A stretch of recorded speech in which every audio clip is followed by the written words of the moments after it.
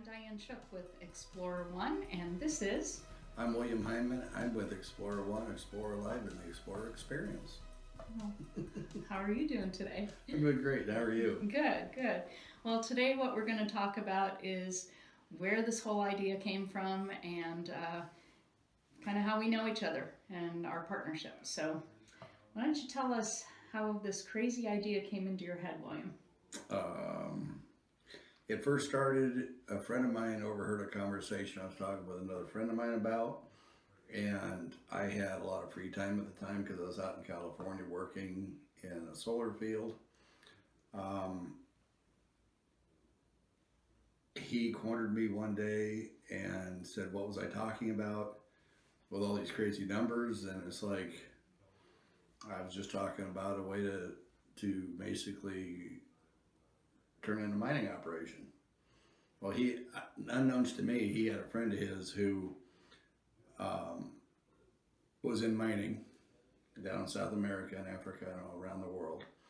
And they hired me for $5,000 to put this idea together, which I did. And just as I had finished it up to give it to them, they got a contract that they had been working on.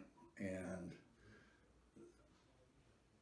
it was just so bizarre because I was actually looking forward to the $5,000 because it was free money. And it was just something that, was strictly a God thing.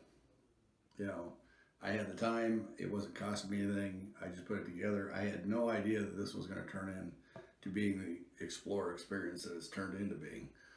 But in retrospect now, yeah, it happened exactly how it was supposed to. So you put this idea on paper, and I remember when you were out in California, and you told me about this funding that disappeared, and I was a little bit intrigued, and so I came back with a whole bunch of questions. You did. Yeah, and after you answered those questions, we decided to take it a little bit further. Well, we decided to jump in and take the plunge to see how this is going to work. Yeah. So basically, what William explained to me was that he could picture doing some dredging in the Bering Sea, different and better than how it was currently being done, and he just had these ideas that were in his head that were prompted by, as he says, Father. And that's what I call God. That's what William calls God, his Father. I call God God. People call God all kinds of things, and you may or may not even have a belief in God, but definitely probably believe that there's something out there that created us and motivates us and gives us the values that we have. So I was intrigued that William felt really driven by Father, his higher power, and felt like it was something we should take on. And so William started doing all kinds of research to get the technologies that we needed to accomplish what it was that he was envisioning. Well, and out of all the questions that you gave me, I came up with 5 that I couldn't answer at the time because I didn't have the answers to them. Which was mainly having to do with taking the diver out of the water and making a mechanical driven system to where you can operate 22 hours a day, 7 days a week, because you can't run any piece of equipment for 24 hours. It just doesn't work that way. So with safety in mind, Miss Diane, you have a background in human resources. And organizational development. Right.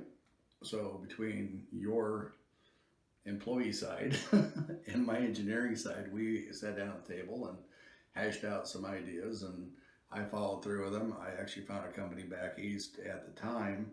We thought that the loads that we were having on the boom was sufficient. Coming to find out later, they weren't.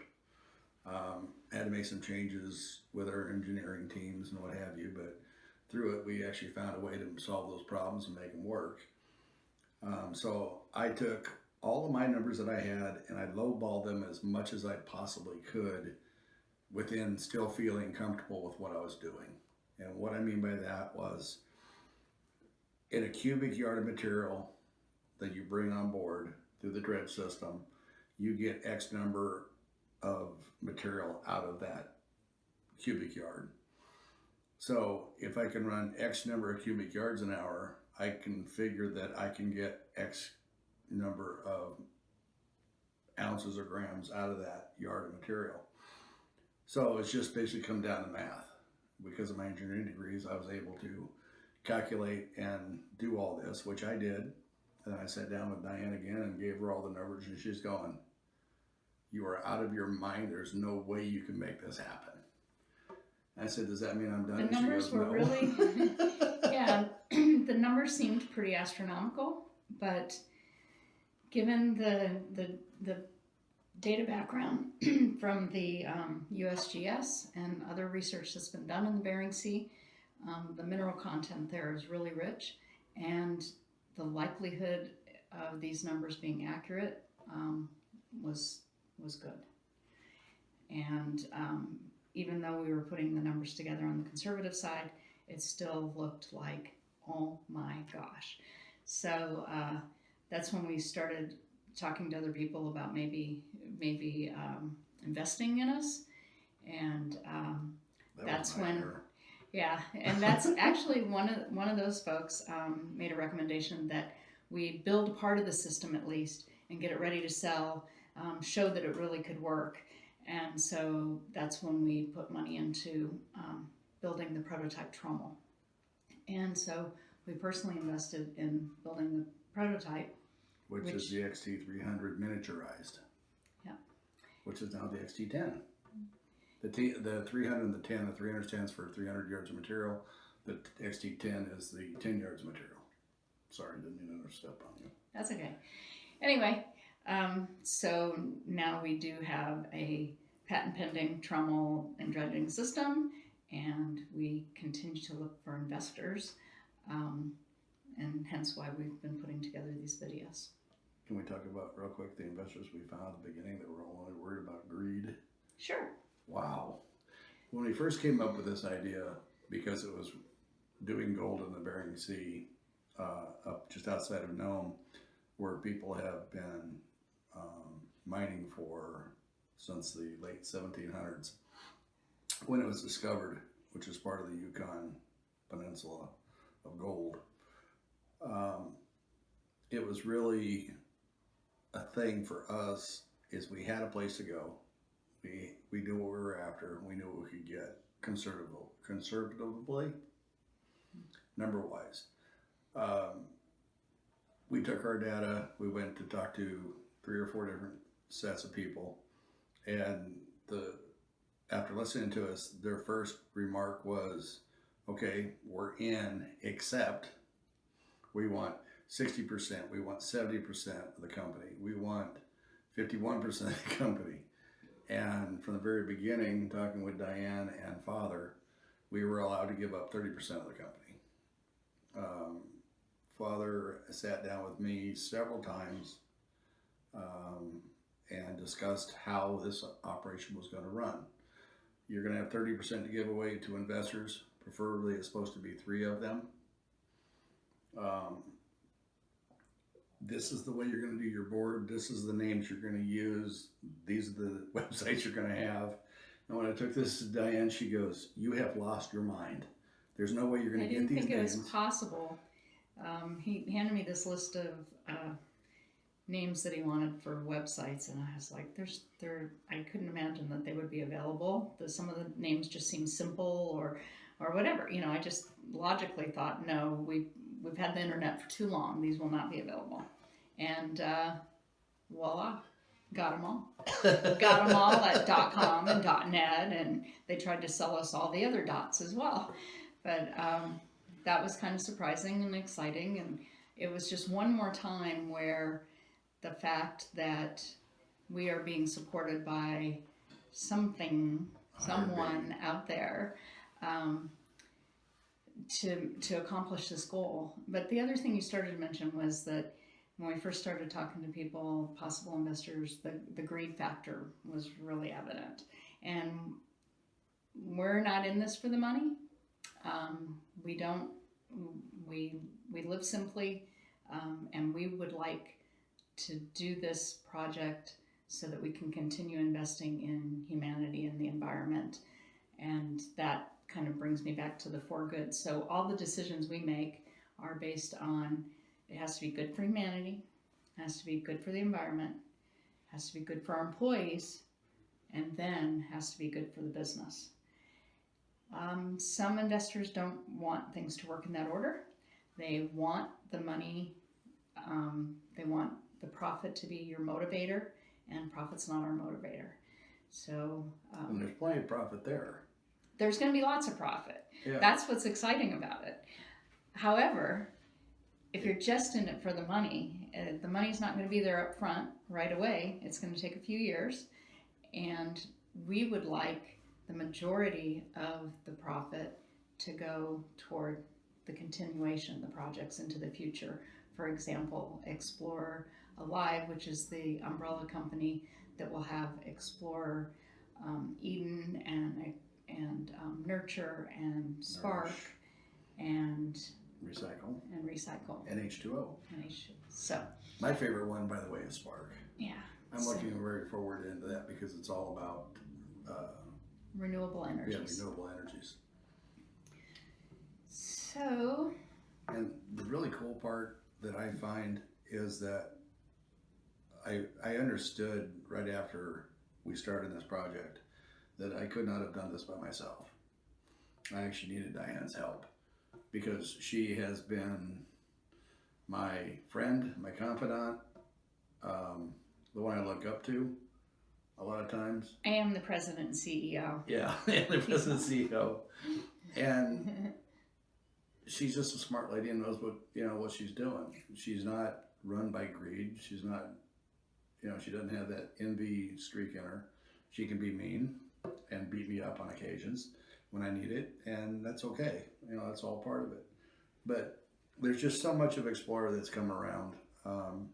We needed a geologist. We had no idea whatsoever how to find one. One actually fell in our lap.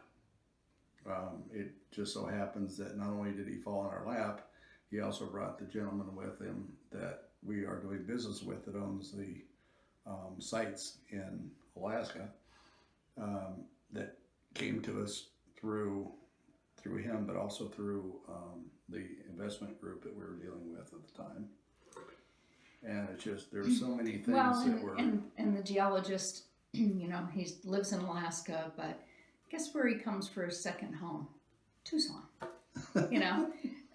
How do you find the perfect team players? Right. So far, everybody that's expressed interest in being on the team has been extremely valuable to the team.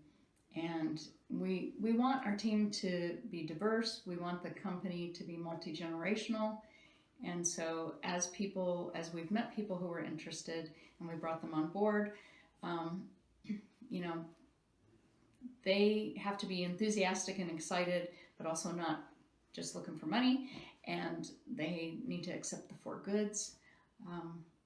And I think that by adding some of the younger folks that we've added to the team, it makes it so that the continuation into the future will be easy for us because we'll have people to pass it off to. Do you remember when I asked, or when I told you that we're going to be multi-generational, you go, what does that mean to me? Yeah, I explained it, and it's like, what? So, to build a company that you can involve not only your family and kids, but other people's family and their kids. You get people on your team and they say, hey, my cousin knows how to do this, and that's okay, that's great, let's bring them on.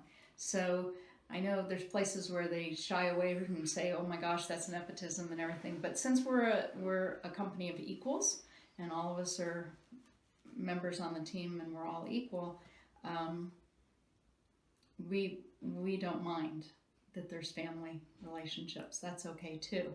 We are a family. We together are people's other family. So that's how we live. And when she says family, it's not only the family, but the family of existence, because whether we're male, female, whether we're black, white, Indian, Hispanic, Native American, Russian, German, whatever.